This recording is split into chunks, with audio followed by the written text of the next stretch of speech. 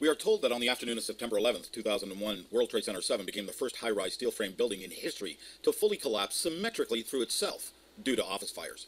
The incident was investigated by the world's leading forensic building experts who declared that they couldn't get a handle on it. This is probably because they decided to break the law and remove evidence from the scene of the crime despite the protests from many independent experts. Then pieces of steel from World Trade Center 7 were set aside and documented as they were severely eroded without any rational explanation. NIST's lead investigator was then photographed 3 times posing by one particularly interesting beam. Later, it was denied that they had any steel from World Trade Center 7 to study. Many years and millions of dollars were taken in programming a computer to simulate the collapse to discover the cause. The resulting animation, which bore no resemblance to actual videos of the collapse, was then produced with fanfare. Then they declared that the answer had been staring them in the face all the time, and it wasn't a mystery at all. Obviously, the fires had caused a new phenomenon called differential thermal expansion. Oddly, this new phenomenon had been known about for many decades. The NIST experts must have skipped that particular lecture when studying. Another lecture they missed while on the beach related to Newton's laws. It took a high school teacher to inform them that World Trade Center 7 fell at freefall acceleration for 2.25 seconds and 108 feet. Such an event cannot occur unless there is zero resistance across the entire building simultaneously. That news didn't faze NIST though, and the report went ahead despite this anomaly.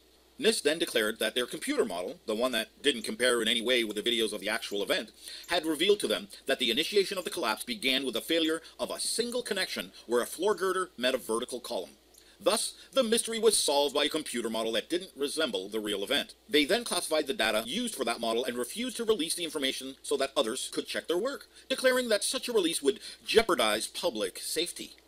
Having discovered this new phenomenon, NIST then declared that fire had heated steel beams, but not the concrete floor supported by that steel.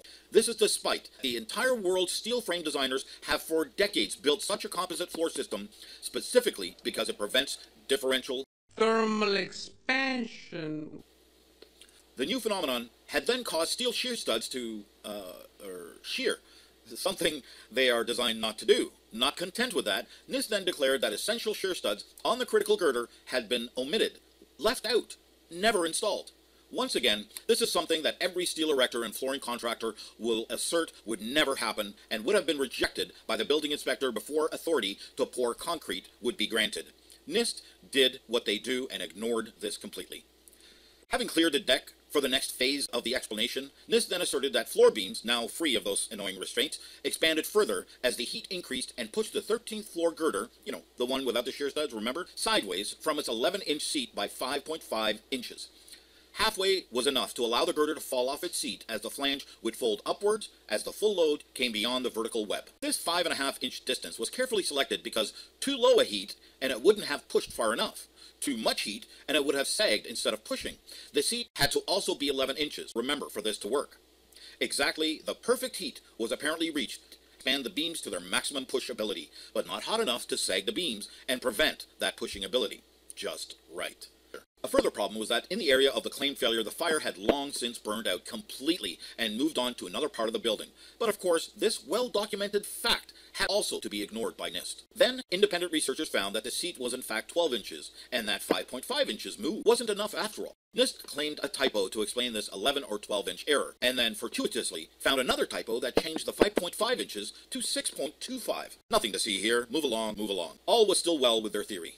Unfortunately, they had already used the Goldilocks claim about just right, so they had to ignore the conflict about how the extra push from the previous max of 5.5 inches to 6.25 inches was achieved. Then the independent researchers discovered that the drawings actually showed what are known as stiffener plates on the girder, which meant that the girder flange would not have folded even if pushed 10 inches or more, an impossibility from heat expansion. NIST had to completely ignore this information, which is clearly shown in all the drawings. To summarize, we have a computer model that bears no resemblance to the real videos. We have the refusal to release the data used to produce their animation, as it would jeopardize public safety. A profound mystery that is suddenly a no-brainer, a connection failure that cannot happen, fire causing failure when it had burned out hours before, shear studs that all of the industry maintained had to be there were said to have been left off this particular girder. Many errors in the NIST representation of the elements making up that connection, mostly simply ignored. Eutectic steel erosion that is ignored despite the NIST lead investigator being photographed 3 times posing by such evidence. Freefall acceleration measured and acknowledged that cannot happen in a normal gravity-driven collapse. 2,000 fully qualified architects and engineers who don't accept the Goldilocks fairy tale.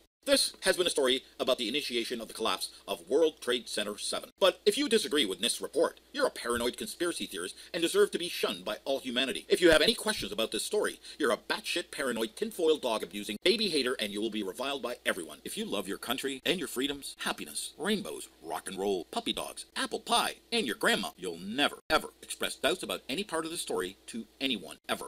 This has been a public service announcement brought to you by the friends of the FBI, CIA, DIA, mainstream media, because ignorance is strength.